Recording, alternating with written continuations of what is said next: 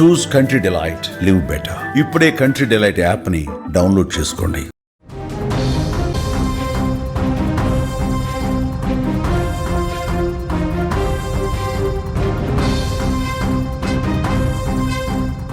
పెళ్ళనేది 7 జన్మల బంధం, అగ్ని సాక్షిగా చేసిన ప్రమాణాలు, జీవితాంతం తోడుగా ఉంటాననే మాటలు నేటి కాలంలో నీటి మూటలుగా మిగిలిపోతున్నాయి.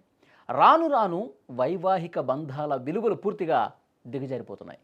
30 ఏళ్ల కాపురం వెనుకున్న ప్రేమ కంటే 3 ఏళ్ల మోజుకే కొందరు విలువిస్తున్నారు. పరాయి ప్రేమలో పడి కట్టుకున్నోడిని కన్నవాళ్లను కూడా కడతీర్చడానికి వెనుకాటం లేదు. తాజాగా ఇక్కడ కూడా అలాంటి ఘటన జరిగింది. అక్రమ సంబంధానికి అడ్డొస్తున్నాడని కట్టుకున్న భర్తనే చంపేసింది ఇల్లాలు. ఈ విషాదకర ఘటన వికారాబాద్ జిల్లాలో చోటు చేసుకుంది. వికారాబాద్ జిల్లా చౌడాపూర్ మండలానికి చెందిన రత్నయ్య, కవిత భార్యాభర్తలు. వీరికి కొన్నేళ్ల క్రితమే పెళ్ళయింది.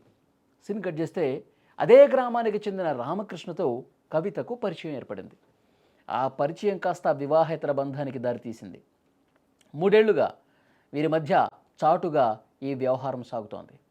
అక్రమ సంబంధాలు, దొంగతనాలు ఎక్కువ రోజులు దాగవు. దీంతో ఆ విషయం కాస్త భర్త రత్నయ్యకు తెలిసింది. ఇదే విషయంపై కవితను భర్త మందలిస్తూనే ఉన్నాడు. ఇది మంచి పద్ధతి కాదు, నువ్వు తీరు మార్చుకో, నీ పద్ధతి మార్చుకో, అక్రమ సంబంధం వల్ల కుటుంబ పరువు బజారున పడుతుందని చెప్పి చాలాసార్లు హెచ్చరించాడు కూడా. అప్పటి నుంచి ప్రియుడిని కలిసే అవకాశం కవితకు దొరకటం లేదు. దీంతో ఎలాగైనా సరే భర్తను చంపేయాలని చెప్పి ప్లాన్ చేసుకుంది కవిత.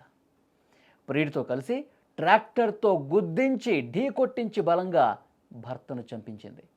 ఆ తర్వాత రోడ్డు ప్రమాదంగా చిత్రీకరించే ప్రయత్నం కూడా చేసింది. అయితే కవిత ప్రవర్తనపై అనుమానం వచ్చిన రత్నయ్య సోదరుడు పోలీసులు కంప్లైంట్ చేశాడు. వారు తమదైనటువంటి స్టైల్లో విచారణ చేస్తే కవిత బండారం మొత్తం కూడా బయటపడింది. అక్రమ సంబంధానికి అడ్డొస్తున్నాడనే కారణంతో ప్రియుడితో కలిసి చంపేసినట్లు ఒప్పుకుంది కవిత. ప్రియుడు రామకృష్ణతో పాటు కవితను కూడా పోలీసులు అరెస్ట్ చేశారు, అదుపులోకి తీసుకున్నారు. పరిగి డిఎస్పీ శ్రీనివాస్ మొత్తం ఈ ఘటనకు సంబంధించిన వివరాలన్నీ కూడా తెలియజేశారు. అంటే ఎంత చాకచక్యంగా, ఎంత తెలివిగా మర్డర్ ప్లాన్ చేశారు చూడండి. అంటే రోడ్డు ప్రమాదంగా చిత్రీకరించాలనుకున్న ట్రాక్టర్తో ఢీ కొట్టించి ఇదేదో సడన్గా జరిగిపోయింది, ఏదో ప్రమాదశాత్తు జరిగిపోయింది అని దాన్ని ఆ విధంగా చిత్రీకరించే ప్రయత్నం చేశారు వాళ్ళు. కానీ ముందు నుంచే అనుమానం ఉంది, రత్నయ్య సోదరుడికి ముందు నుంచే అనుమానం ఉంది ఈమె మీద. ఇది గొడవలు జరగటం, ఈ వ్యవహారం అంతా కూడా బ్రదర్కి తెలుసు. వెంటనే పోలీసులు కంప్లైంట్ చేసి ఈమె మీద అనుమానం ఉంది, ఒకసారి ఇన్వెస్టిగేట్ చేయండి అంటే అప్పుడు పోలీసులు ఇన్వెస్టిగేట్ చేస్తున్నటువంటి సమయంలో వీళ్ళ మధ్య ఉన్నటువంటి వ్యవహారం కావచ్చు, వీళ్ళు ఫోన్ కాల్స్ మాట్లాడుకునే తీరు కావచ్చు, ఇవన్నీ కూడా పూర్తిగా బయటపడి ఆ ఆధారాలు ఆమె ముందు పెట్టి చూపించి గట్టిగా పోలీసులు తమ స్టైల్లో అడిగితే అప్పుడు చేసిన తప్పుని ఒప్పుకుంది. ఎస్, నా భర్తను నేనే చంపించాను, నా ప్రియుడు రామకృష్ణతో కలిసి నేను చంపించాను, మేము కలవటానికి ఎక్కడా స్కోపు ఇవ్వట్లేదు, మా మధ్య గొడవలు జరుగుతున్నాయి, నాకు రామకృష్ణ కావాలి, నాకు నా ప్రియుడే కావాలి, అందుకే చంపించానని చెప్పి పోలీసుల ముందు నిజాన్ని కక్కేసింది. ఇప్పుడు వాళ్ళిద్దరూ కూడా పోలీసుల అదుపులో ఉన్నారు. చూడండి ఎంత దుర్మార్గంగా ప్రవర్తిస్తున్నారు. మనుషులకి పూర్తిగా ఈ బంధాలన్నీ పోయాయి.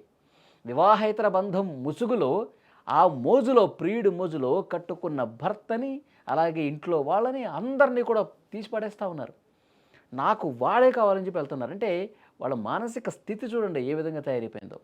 పరాయి వాడి మోజులో పడిపోయి తమ జీవితాన్ని కోల్పోతున్నారుగా. ఇప్పుడు కొన్నాళ్ళు జైల్లో ఉండొస్తుంది. జైలు నుంచి బయటకు వచ్చిన తర్వాత ఆమె ముఖాన్ని ఎవరన్నా చూడటానికి ఇష్టపడతారా? ఆమెతో ఎవరైనా మాట్లాడటానికి ఇష్టపడతారా? పరాయి ప్రియుడి మోజులో పడిపోయి భర్తను చంపించిందన్నటువంటి ఆ క్రిమినల్ని సమాజంలో అసలు విలువ ఉంటుందా? పోలీసులు కూడా ఇన్వెస్టిగేషన్ చేసి ఆధారాలతో సహా ఆ తతంగం మొత్తం కూడా బయటపెట్టారు. రత్నయ్య భార్య అయిన కవితకు రామకృష్ణ అనే అతనికి ఇద్దరికి అక్రమ సంబంధం ఉంది. ఈ అక్రమ సంబంధం విషయం తెలిసి భార్యను అతను మందలించినట్టు ఈ విషయాల విచారణ వెళ్ళలో భాగంగా ఈ రామకృష్ణ ట్రాక్టర్తో గుద్ది చంపినట్టుగా మాకు విచారణలో తెలిసింది. దాంట్లో రత్నయ్య భార్య కూడా అతనికి సహకరించి వాళ్ళ అక్రమ సంబంధానికి ఈయన అడ్డం వస్తున్నానని చెప్పేసి అడ్డు తొలగించుకోవాలని చెప్పేసి ఉద్దేశంతో వాళ్ళ బొమ్మారి దగ్గర నుంచి ట్రాక్టర్ తెచ్చుకొని ఆ ట్రాక్టర్తోని ఉదయాన్నే ఈ రత్నయ్య పాలకు వెళ్తున్న క్రమంలో ఈయన ట్రాక్టర్తో వెళ్ళి అతన్ని గుద్ది చంపినట్టుగా మాకు విచారణలో తెలిసింది. రామకృష్ణను, రత్నయ్య భార్య అయినటువంటి కవితను ఇద్దరిని అరెస్ట్ చేసి కోర్టుకు పంపించారు.